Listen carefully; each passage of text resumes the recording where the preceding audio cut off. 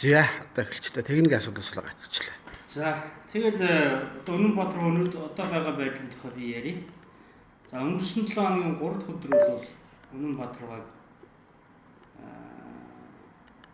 Үнэнбаатар сүүлийн 6-7 жил бичиг баримт Монголд амьдарч байгаа юм л дээ. Тэгээд өмнө говь аймгийн цэцгийн суманд ажиллаар явж байсан. За тэгээд тэр үед нь бол цагдаа нар дуудаад таны одоо паспортыг өгье гэсэн. Тэгээд одоо цэцгийн сумын цагдаагийн газар тавьчихсан.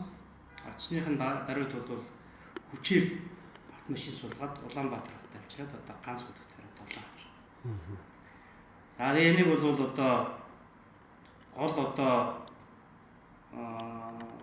гол нь бол манай улсын прокурорын газрын одоо энд бол ялангуяа гадаад харилцааны газрын мөнх 50 гэлэн мөнх гэдэг нэг юм хүн. За тэгээд эрүүгийн цагдаагийн газрын од баяр гэдэг бас нэг залуу мөрдөн байсан. Энэ хоёр хүн бол одоо үндсэндээ авчираад бол 7 хонсон. За тэгээд бүгдийн хятад төсөв талд бол одоо шилжүүлж өгнө гэдэг ингээд байж байна.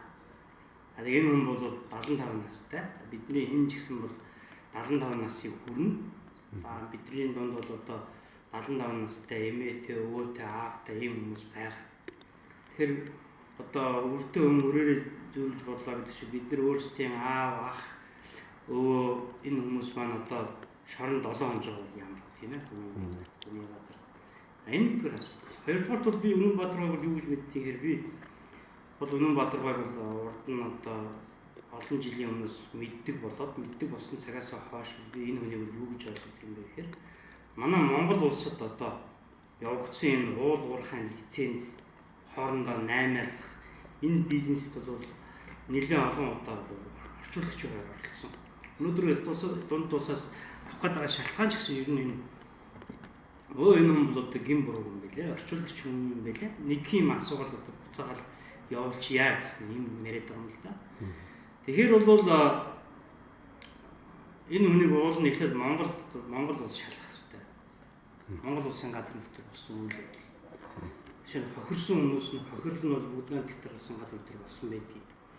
Тэгэхээр бол бид нар ерөөсөө энэ одоо энэ 50-60 дэр бомын хэлж байна. Ер нь энэ манай томчууд энэ уул уурхайн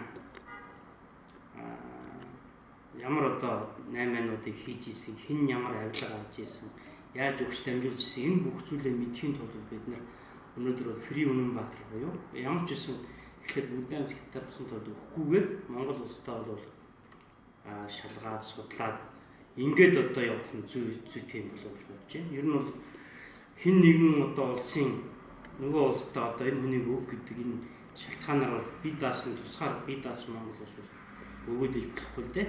Өнөөдөр Үнэнбаатар өгч маргааш намайг тийм ээ нөгөөдөр бас таныг бас өгнө. Тэгэхээр бол энэ бол ерөөсөө буруу жишээ тогтоож байна.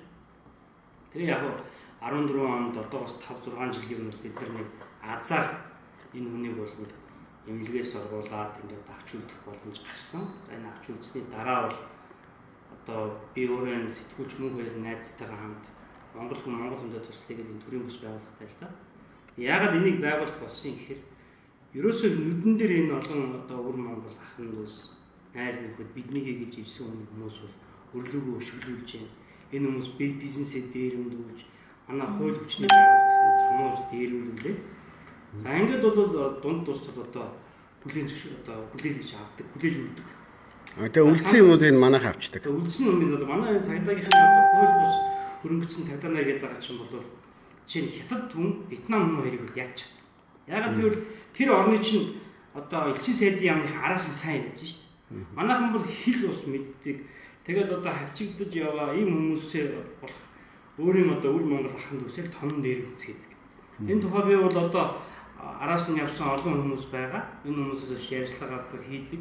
Тэгээд намайг бол би нэг миний үл монголчууд буюу би хинбэ гэдэг нэг ном бичсэн. Бичиж байгаа. Энэ номыг бол одоо бол хэвлүүлэх юм бол алын шүү гэж заан хэлэх. Манай одоо цагдаагийн урандаа нар. Ягаад гэвэл энэ дотор бол би энэ цагдаагийн урандаа нарыг нэртэй, устай тийм ээ болсон үйл явдлыг нь одоо энэ бол бичнэ гэж ойлгодог. За тэгээд зарим хүмүүс нь бол цагдаагийн байгууллагад ажиллахгүй байгаа ч гэсэн нэртэй нөлөөтэй байна.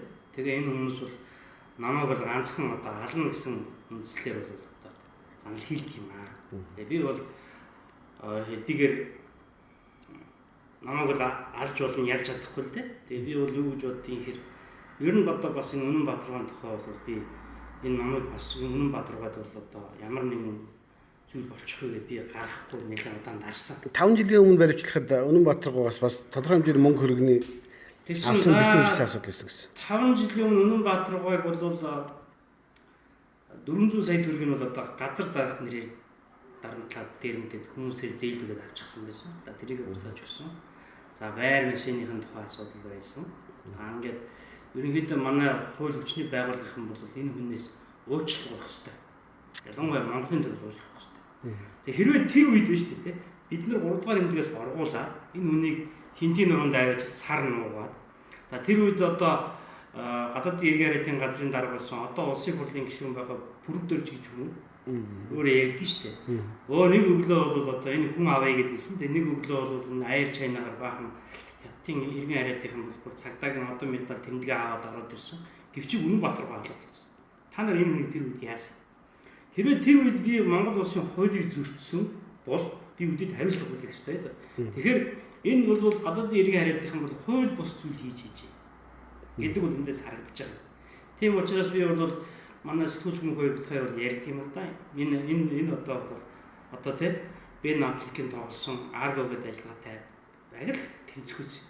Тэр Иранд одоо хувьсгал гараад элчин сайдын яамны ажилтнуудаа авсантай адилхан бид нар бол тийм хууль бус үйлдэл хийж исэн иргэн харьяатынхнаас Монгол үнээр авч үлдсэн. Ийм л асуудал болсон гэж боддгийг.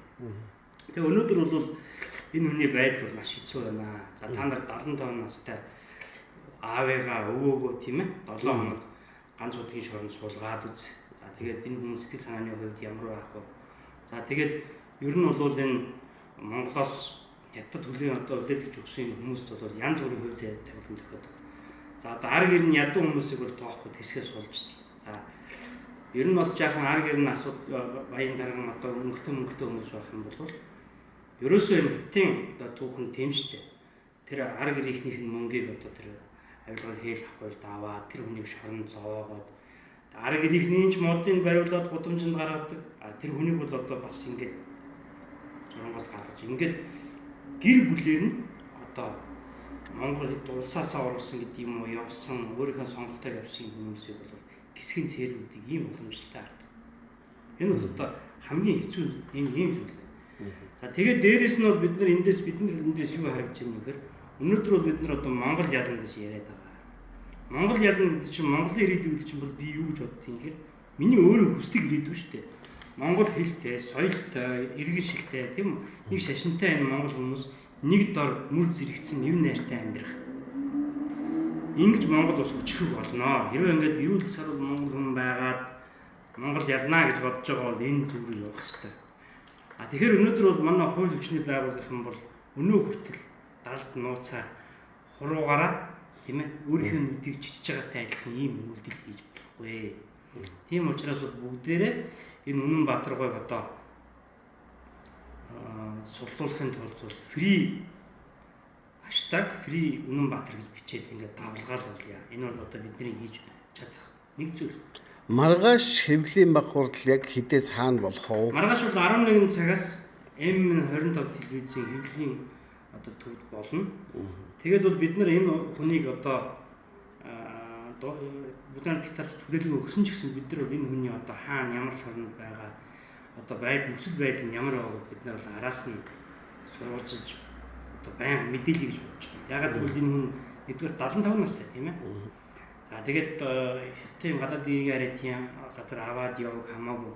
Энэ бүх зүйлийн тухай өнөөдөр энэ одоо тушаалт гарын өсөж зурсан албан тушаалтан прокурор цагдаагийнх нь тийм ээ хэлийнх нь энэ бүх хариуцлагыг харин энэ хүнтэй тохиолдсон үйл явдал юугаар яаж төгсөж гинэ тэр бүхэнд ёс суртахууны хариуцлага хүлээх болно шүү гэдэг бол би энд бол анхааруулж хэлье. Энэ ганцхан өвөр Монголоос ирсэн Үнэн Баатаргааны асуудал ш олон хүний асуудал байгаа болов уу гэж бодож байна.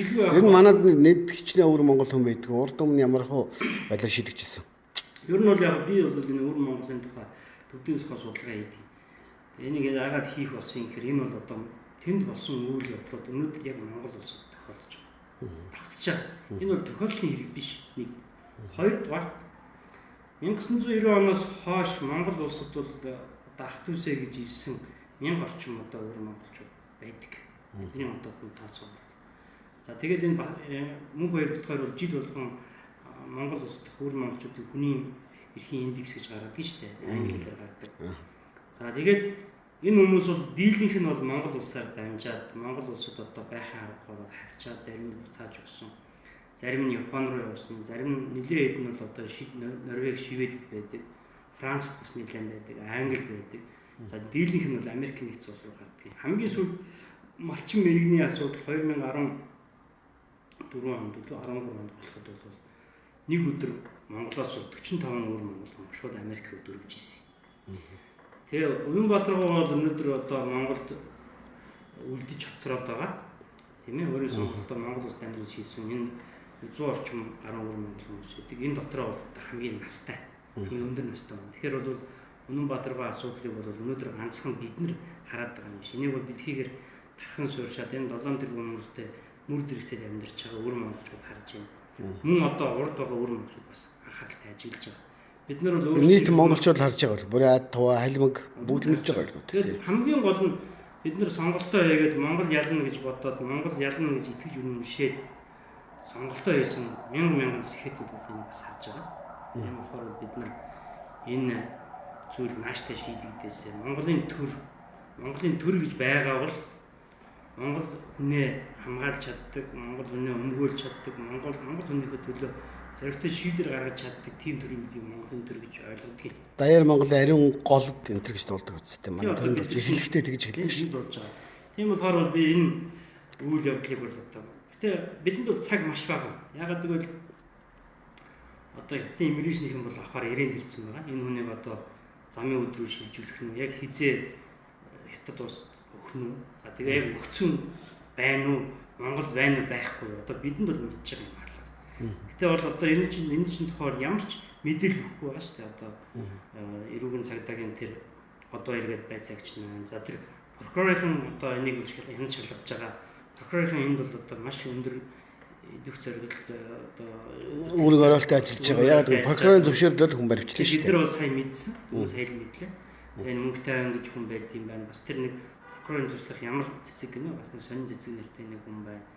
Энэ цагдаа одоо иргэж хүн байна. Ерөөсөө бид нар ийм зүйл дээр эвлэрч дуугаа өнгөрөх юм бол энэс цааш бид нар Монгол улсад хүний эрхийн тухай бол одоо ярих ямар ч аргагүй. Энэ бол ийм жишг тогтож байна. Зөндөө хүмүүс өчнөдөө за одоо би зүгээр хэлэхэд бол энэ цэнгэлгээ залуу байдаг. Та нар мэднэ. Дэлгүүр 40 хоног үлдсэн зараас энэ залууг бол одоо хуураад хят руу гаргаад паспорт визгүй болгоцсон. Одоо энэ хүн бол хот ирээн ингээд гаццсан байж наашаач цаашаач ямар ч улсын паспортгүй иргэн шилэг ингээд зовж байгаа хүн байна.